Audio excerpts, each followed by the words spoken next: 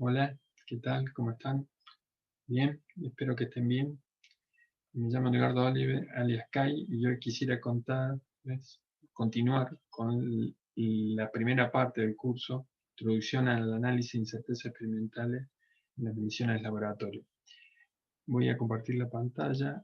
A ver qué dice esto. Sí. Compartir la presentación.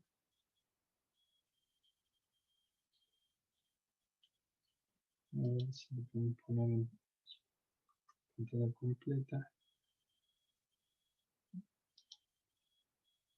Y empezamos entonces. Como le decía, hoy quiero continuar el curso de Introducción al análisis y la incerteza experimental en la medición en laboratorio. La primera parte se refiere al repaso de los criterios para estimar y combinar la incerteza. Esta primera parte está subdividida en 3 videos. Hoy nos toca el video 3 de 3. El plan de esta primera parte del curso tiene, como dije recién, 3 videos y 7 puntos. Los 2 primeros puntos, motivación de este curso y concepto primario o proceso de medición, se vieron en el video 1 de 3.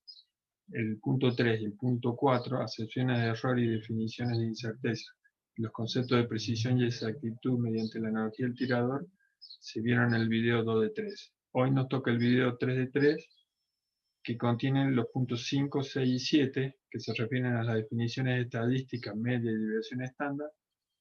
El punto 6, diferentes clasificaciones de la incerteza. Y el punto 7, donde se combinan la incerteza pensándolo en suma en cuadratura. Empecemos entonces con el punto 5. De las infinitas mediciones que podríamos hacer, digamos, del mismo mesurando, uno hace un muestreo. Entonces, si tenemos x sub i, x sub 1, x sub i, x sub n lecturas, donde estos son n mediciones individuales independientes en las mismas condiciones al mesurando, se pueden definir los siguientes conceptos. La media o promedio, como el promedio aritmético, la desviación estándar de cada medición individual, como un sigma individual experimental, que es la sumatoria de los desvíos al cuadrado dividido n-1, raíz cuadrada, y la desviación estándar de la media o del promedio, un sigma del promedio, y es la desviación estándar individual dividido raíz de n. ¿Sí? Eso se puede demostrar. La desviación estándar de cada medición individual, como vemos, es una sumatoria de n términos dividido n-1, o sea, esto fluctúa poco, es prácticamente independiente del número de repeticiones, n. En cambio, la desviación estándar del promedio, como esto habíamos dicho que es independiente del número de repeticiones, entonces el sigma del promedio es proporcional a 1 sobre raíz de n. ¿Sí? Eso quiere decir que a medida que aumentamos el número de lecturas, la desviación estándar del promedio disminuye. Sigamos. El punto 6 se refiere a la diferentes clasificaciones de los errores. Es una tabla de doble entrada donde, por un lado, tengo la clasificación según el criterio de la fuente que origina la incerteza, el objeto, el proceso, el método de medición, el instrumento de medición, la calibración, el observador, otra fuente, todo lo que pueden entrar en el proceso de medición. Y por este lado tenemos la clasificación según el criterio de la naturaleza de la incerteza. Puede ser de naturaleza estadística y, como vimos recién, esas disminuyen con el número de repeticiones, o de incertezas no estadísticas, que son, digamos, en principio independientes del número de repeticiones, lo que se solía llamar sistemáticas, ¿sí? Se las asignamos, las estimamos, ¿sí? Pero no van a disminuir con el número de repeticiones. Claramente, cada fuente, el objeto, el método, el instrumento, la calibración, el observador, cada fuente va a tener o podría tener las dos componentes, estadística y no estadística. ¿Sí? El objeto podría tener componente estadística y no estadística. El método también puede componente estadística y no estadística. El instrumento, componente estadística y no estadística, y así sucesivamente. Y entonces, si sumamos la columna de todas las estadísticas, entonces esta componente estadística sumada sobre el total de fuentes, suponiéndolas independientes entre sí a la fuente, esto disminuye como, en principio, 1 raíz de n, la incerteza estadística del promedio, ¿no? En cambio, las incertezas no estadísticas hay que evaluarlas en cada caso particular según la configuración particular del experimento que tengamos, ¿sí? Los instrumentos, los métodos, ¿sí? Y esto, bueno, sumamos todas las componentes no estadísticas sobre el total de fuentes. Seguimos. Entonces, el punto 7, ahora, ¿cómo se combinan estas componentes?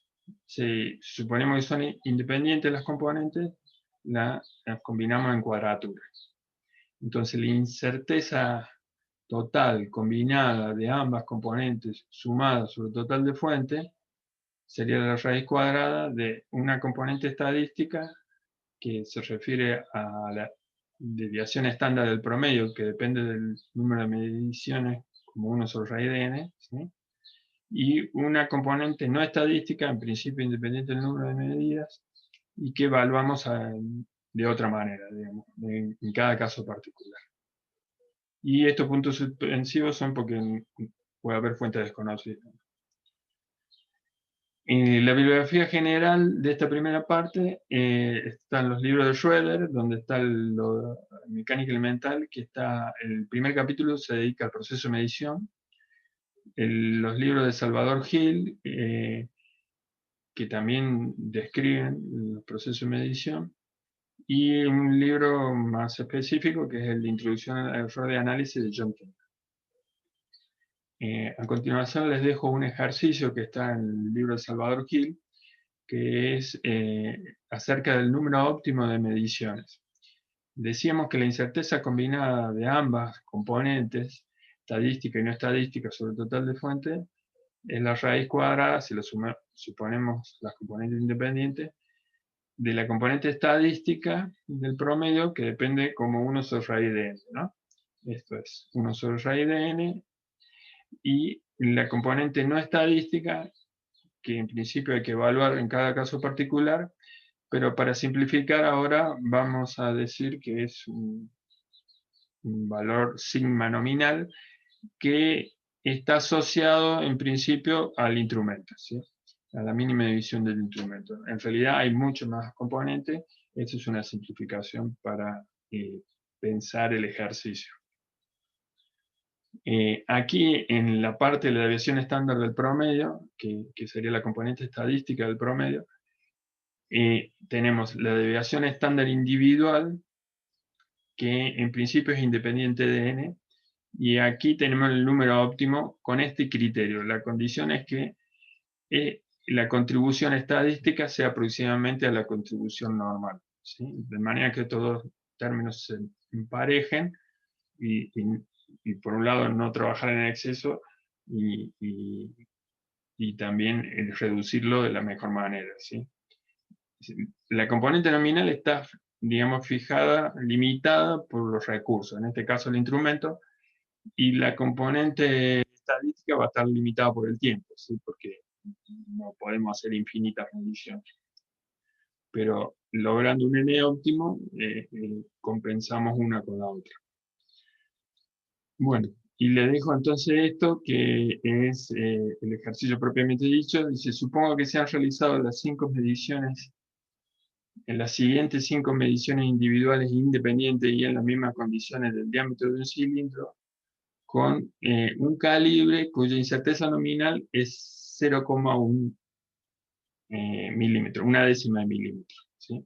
Y aquí está la tabla con 10 valores, 5 valores, y a partir de esto pueden evaluar de alguna manera la desviación estándar individual propia del proceso de medición, ¿sí? Y con la fórmula anterior pueden evaluar este numerador, y esto es 0,1 milímetro, y pueden despejar el número óptimo. ¿Sí? ¿Sí? Entonces la pregunta sería cuál debería ser el número óptimo de medición. Buena suerte, y aquí termina, es el fin del video del 3D3 correspondiente a la primera parte. Muchas gracias por la atención, y las preguntas vendrán por la plataforma, y es el fin de la primera parte. Nos vemos seguramente después en la segunda parte, así que vamos a dejar de compartir pantalla, vamos a dejar de grabar, nos vemos.